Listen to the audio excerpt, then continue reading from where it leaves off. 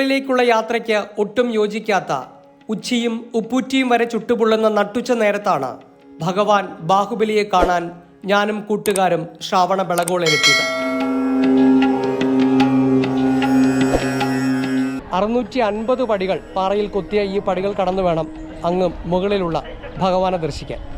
നമ്മൾ യാത്ര പോവുകയാണ് ശ്രാവണ ബെളഗോളയിലെ ഉച്ചിയിലേക്ക്. ആദ്യ പടി കയറിയപ്പോൾ തന്നെ കാലറിഞ്ഞു. പക്ഷേ നഗ്നപാതരായി എനിക്ക് മുന്നിലൂടെ കുതിക്കുന്ന കുരുന്നുകളെ കണ്ടപ്പോൾ ആവേശം നിറഞ്ഞു.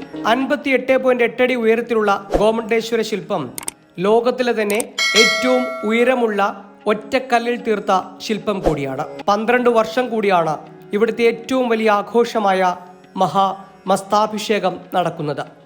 ലക്ഷങ്ങൾ പങ്കെടുക്കുന്ന ആഘോഷം 2018 അവസാനം നടന്നത്. ഇനിയും ഒരു മസ്താഭിഷേകത്തിനായി 2030 വരെ നമുക്ക് കാത്തിരിക്കണം.